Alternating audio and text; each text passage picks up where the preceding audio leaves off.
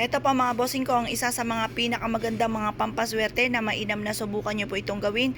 Lalo-lalo na kung napapansin ninyo na paborito kayo ng kamalasan. Na kahit anong gawin ninyo kayod ay lubog pa rin sa pagkakautang or sa hulat-wala ang inyo pong pagkayod.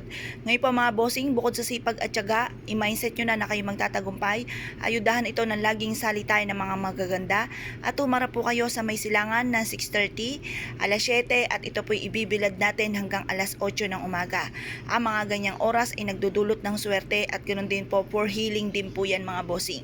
Ngayon po mga bossing, ibulong nyo sa tatlong materyales na ito mga bossing ang ating asin na isa sa mga pinaka-powerful na pang-attract na swerte at pang-cleansing para mawala ng kamalasan, at ang ating pong barya, hugasan po muna natin ito at ibilad po taya matuyo sa sinag ng araw sa umaga.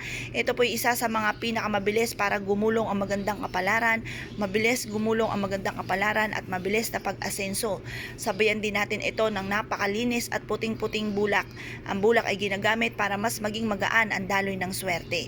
Ngayon po mga bossing, kung kayo po ay naniniwala sa mga pamamaraan, mag-wish na po kayo na mula sa inyong pong puso. Sabihin nyo sa pamamagitan ng pampaswerteng ito, may patutunguhan ng ating kasipagan, lahat ng mga pangarap natin ay matutupad.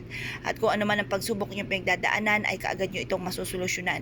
Yayaman po tayo, bukod sa sipag at tiyaga at panalangin sa mahal na Panginoon, sa pamamagitan nito iaadya tayo kung saan tayo lagi suswertiin. Mas magiging magaan at dadaloy ng walang humpay ang swerte po sa atin. I-wish nyo na lahat-lahat ng nais po ninyo, at pagtapos na po kayo mag-wish, ito po ay pwede nyo ilagay sa pulang pouch, or kaya ay sa berde, or kaya ay sa dilaw, or kaya gumawa kayo ng unton at ito po ay isiksik sa bulsa or kaya ilagay sa bulsa, at ganoon din po sa inyo pong pitaka or sa inyo pong bag or sa kaha po ninyo or sa taguan po ng inyo pong pera. Ito po yung makakatulong para makahata kayo ng maraming swerte. Kung kayo po yung naniniwala sa mga itong pamamaraan at nais nyo po itong gawin, subukan nyo po ito. Ang ating pong 10 piso ay gold po ang gitna. Ang gold for kasaganahan po yan. Ang silver ay pantaboy ng kamalasan. Ngayon po mga bossing, kung kayo po isa sa mga mahilig sa mga itong pampapaswerte at nais nyo po itong gawin, ay siya ay good luck po sa inyo lahat.